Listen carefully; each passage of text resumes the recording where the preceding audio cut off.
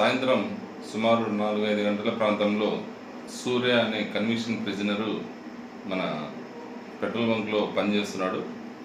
అతను నిన్న evening abscond అయినట్టు మనకు కంప్లైంట్ ఇచ్చారు.